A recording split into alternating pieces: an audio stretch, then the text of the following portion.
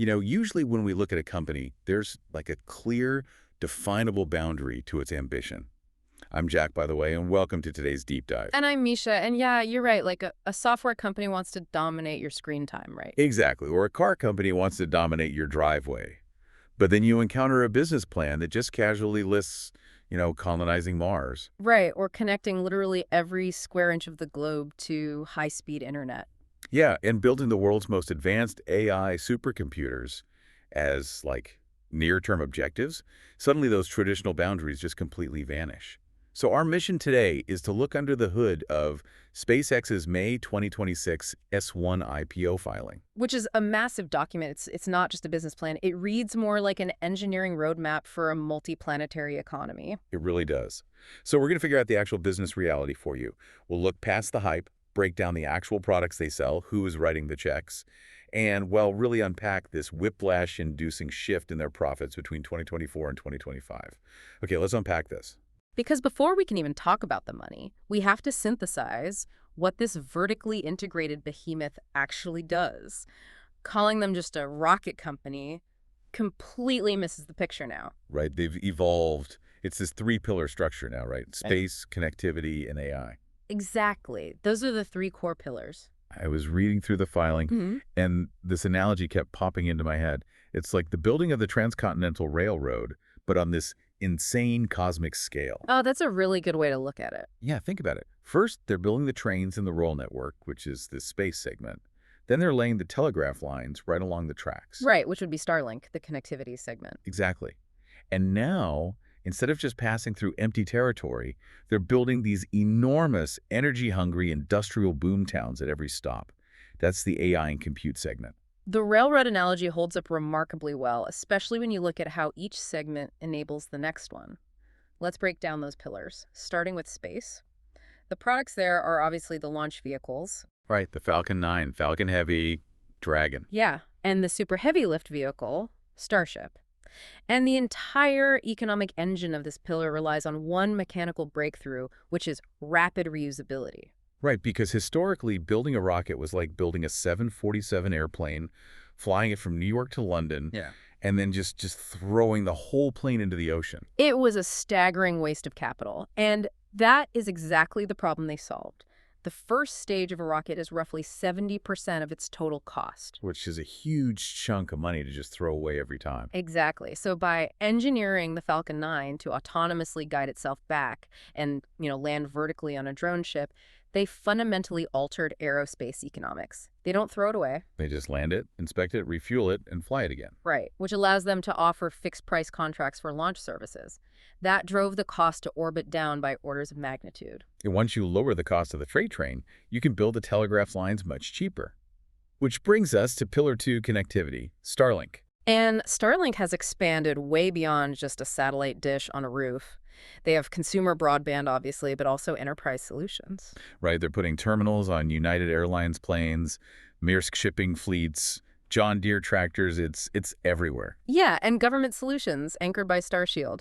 Plus, the newest addition, Starlink Mobile. Which is wild to me, the direct-to-cell stuff. It's mechanically fascinating. They launch V1 and V2 satellites with these massive phased array antennas. They basically act as cell towers floating in low Earth orbit. So you don't even need a bulky satellite phone anymore. Exactly. A standard smartphone connects directly to the satellite overhead. They bypass terrestrial cell towers entirely. And the satellites communicate with each other using optical laser links in the vacuum of space. Because, well, light travels faster in a vacuum than it does through glass fiber optic cables down here, right? Spot on. It creates this global mesh network with incredibly low latency. That's why high-frequency Wall Street traders are using it just as much as rural homeowners. Okay, so rockets and space internet. That brings us to the third pillar, which kind of feels like a left turn at first glance. AI. They acquired xAI in February 2026. Right, and the products here include the Grok Frontier models, the X platform, which they're actively turning into this everything app. With real-time data feeds and that new peer-to-peer money product, right? Yeah, and the underlying physical infrastructure, gigawatt-scale data centers like Colossus and this initiative called Terafab to actually manufacture their own AI chips. Okay, building their own chips. That is the ultimate manifestation of their whole philosophy, isn't it? It really is. It's a closed-loop industrial flywheel. They control everything from silicon to orbit, completely eliminating third-party bottlenecks. I want to pause on that flywheel concept, though. Like, Yeah. it sounds great in a pitch deck, but how does vertical integration actually translate to better engineering on the factory floor? Well, it allows them to aggressively apply their internal engineering philosophy. They call it the algorithm. It's a relentless five-step process. Oh, right. The first step is make the requirements less dumb, which is just such a great phrase. It is, and it's highly functional. Then it's try to delete the part, simplify or optimize, accelerate the cycle time, and finally, automate. So instead of spending 3 years optimizing a supplier contract for, like, a fuel valve, they just ask if they can redesign the plumbing to delete the valve entirely. Precisely. Delete the part, save weight, reduce cost, and eliminate a point of failure. When you own the whole stack, you iterate in weeks, not years. You aren't waiting on a supplier's timeline. Okay, so they've built this massive interlocking machine, but pouring concrete for gigawatt data centers and building giant rockets burns cash fast. Who is actually paying for all this? The customer base is super revealing about the global economy. In space, it's traditional heavyweights, commercial satellite operators, NASA, the U.S. Department of War. Right, paying to launch heavy payloads, spy satellites, and astronauts. But the connectivity volume is just on another level entirely. The filing shows 10.3 million consumer subscribers globally. Yeah, and we mentioned the massive enterprises. Plus, they've partnered with over 30 mobile network operators globally. Like T-Mobile in the US. Exactly. T-Mobile handles the customer billing, and Starlink provides the invisible infrastructure for that direct-to-cell service we talked about. And then you have the AI customers. Hmm. People paying for X Premium, Super Grok subscriptions, advertisers on the platform. But the most staggering revelation is their third-party cloud compute clients. They signed an agreement with the AI lab Anthropic for $1.25 billion per month. Wait, hold on. $1.25 billion a month just for compute access. Yes, and they also secured a major partnership with the coding AI platform, Cursor. Okay, I have to push back here. With that kind of terrestrial revenue and building giant concrete data centers on Earth, is the AI segment just a distraction? Like, are they losing focus on Mars to chase the AI hype cycle? What's fascinating here is that it's actually the exact opposite of a terrestrial distraction. If you look closely at the engineering roadmap, AI is the ultimate future customer for their heavy lift rockets. Wait, how does that work? The filing details a strategic transition toward orbital AI compute. Orbital AI compute, so literally data centers floating in space. Yes. The limiting factor for training next-generation AI right now is power. The terrestrial energy grid just cannot support these gigawatt demands without massive infrastructural friction. Oh, wow. So the long-term plan is to use Starship to launch colossal solar-powered data centers into orbit. Exactly. In space, you have access to unhindered 24/7 solar energy. Plus, the vacuum of space is incredibly cold, which solves the cooling problem for the servers. That is wild. So you beam the data up via Starlink, process it in orbit using limitless solar, and beam the answers back down. Right, which means the space segment's launch capacity will increasingly be absorbed internally. Meaning SpaceX's biggest customer is just SpaceX. Exactly. And that internal dynamic creates a really fascinating situation on their income statement, which becomes very clear when we look at their top-line revenue growth. Yeah, let's dig into that top-line boom, because the trajectory is nearly vertical. Total revenue went from $10.3 billion in 2023 to $14 billion in 2024 to an astounding $18.6 billion in 2025. They nearly doubled their revenue in 24 months, and the primary engine behind that $18.6 billion is unquestionably connectivity. The golden goose. It generated $11.3 billion in 2025 alone, right? Yeah, growing nearly 50% year over year. And the operating income for connectivity jumped 120%, reaching $4.4 billion. To put that in context, space brought in $4 billion and AI brought in $3.2 billion. But here's what's completely counterintuitive. Space revenue actually dropped in early 2026. Right, from $865 million in Q1 2025 down to $619 million in Q1 2026. Which makes no sense. They do like 80% of the world's launches. How does a monopoly's launch revenue decline? That's the accounting reality of being your own biggest customer. Standard rules say they cannot recognize internal launches as external revenue. Oh, so when a Falcon 9 launches a batch of Starlink satellites, SpaceX doesn't pay itself a fee and record a sale. Exactly. They capitalize the cost of that launch into the connectivity segment. Let me make sure I'm grasping this. If I own a pizza shop and I pay my employee to drive a brand new pizza oven to my second location, I don't record that delivery as a pizza sale. Right, you definitely wouldn't. I just roll the cost of the driver's gas and time into the total expense of opening the new store. Is that what they're doing with the rockets? That is an excellent way to translate it. The rocket is the delivery truck, the satellite is the oven. The cost of the launch is added to the value of the Starlink network on their balance sheet. So the space segment's stated revenue only reflects third-party customers, like NASA. And in early 2026, they just allocated more launches to themselves. Precisely, which severely masks the true foundational value of the space segment. Okay, so knowing all that, you're probably asking yourself, what does an $18.6 billion revenue year mean for profitability? You'd naturally assume they're swimming in net profits. But comparing the exact drivers of 2024 to 2025 reveals a monumental twist. It's what we call the 2025 profitability paradox. Right, because in 2024, they were officially profitable. A net income of $791 million, operating income of $466 million. On paper, they looked exactly like a maturing industrial giant.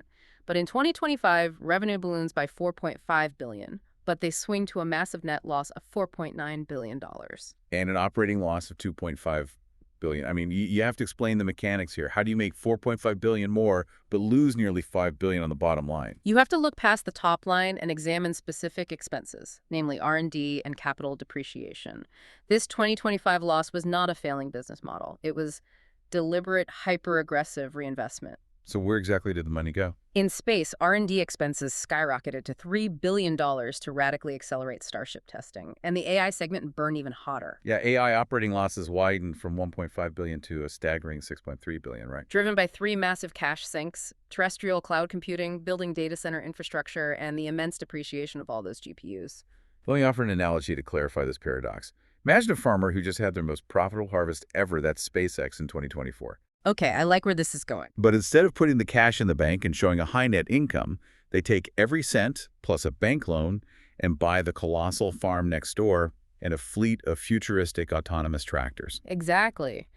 On paper, for that specific year, the farmer looks like they took a massive financial loss. Right, but the mechanism is intentional. They're actively suppressing net margins today, absorbing the costs of the tractors to capture a monopoly on all agriculture tomorrow. The farmer analogy perfectly encapsulates the strategy, and if we connect this to the bigger picture, we can validate the underlying engine is still healthy by looking at adjusted EBITDA. Which stands for earnings before interest, taxes, depreciation, and amortization. Correct. It strips out non-cash accounting charges. Like, if they buy a $50,000 AI server, accounting rules say it loses value every year. That's depreciation. Even though no actual cash left the building that specific year. Exactly. So adjusted EBITDA shows the actual cash generated by day-to-day operations. And despite the $4.9 billion net loss, their total adjusted EBITDA in 2025 was a highly robust $6.5 billion. Meaning the core businesses launching third-party satellites and selling internet are printing cash. Yeah. They're just shoveling all of it back into the furnace to build Starship and data centers. It is standard operating procedure for companies chasing exponential winner-take-all growth. They're spending billions today to ensure they own the infrastructure of the future. Which brings us to the final piece of the puzzle, the cash flows. Because you can't pay for steel and silicon with an accounting metric like adjusted EBITDA. If they have a $5 billion paper loss, how do they actually pay the construction crews? The truth is in the cash flow statement. And it's where the sheer scale of their ambition becomes quantifiable. Operating cash flow cash from running existing businesses was $6.7 billion in 2025. Up from $5.7 billion the year before. So like we said, operations are highly lucrative. But then you scroll down to the investing cash flow line. Yeah, and it is breathtaking. In a single year, they use a staggering $34.2 billion in investing activities. Where exactly did $34 billion go?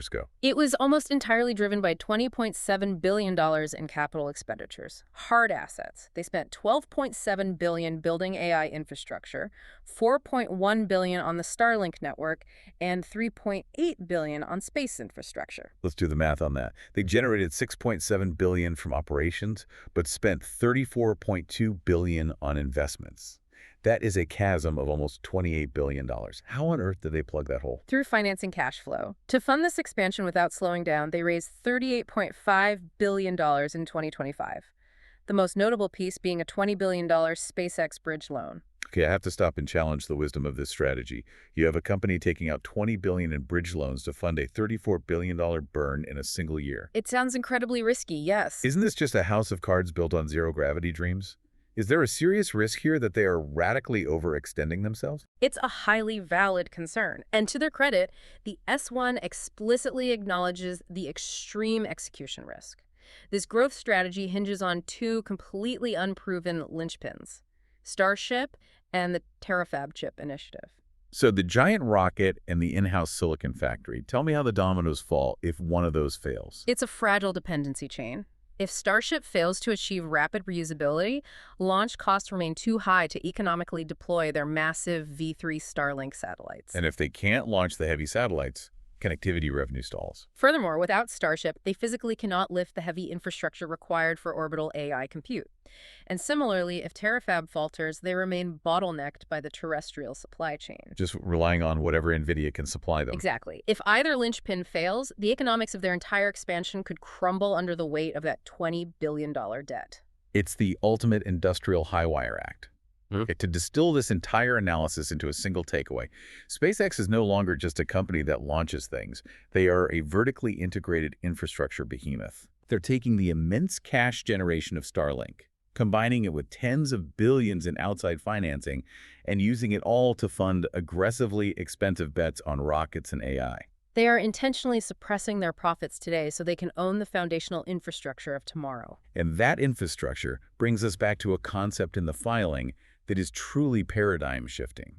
We discuss the constraints of power on Earth and their plan for orbital AI compute. I want you to imagine a near future where the primary constraint on human artificial intelligence is no longer Earth's fragile, carbon-heavy power grid. Right. What happens to the global economy when the limiting factor isn't how much coal or nuclear power we can generate on land, but simply how fast SpaceX can launch solar-powered server farms into the freezing, constantly sunlit vacuum of space? It fundamentally redefines the physical limits of computational growth for our species. If they pull this off, the physical center of the global economy might literally shift into low Earth orbit. It is the ultimate vanishing of traditional boundaries. Thank you for joining us on this deep dive into the S1 filing. Keep questioning. Keep exploring the mechanics behind the headlines, and, the next time you look up at the night sky, remember, it might just be the world's biggest data center looking back at you. See you next time.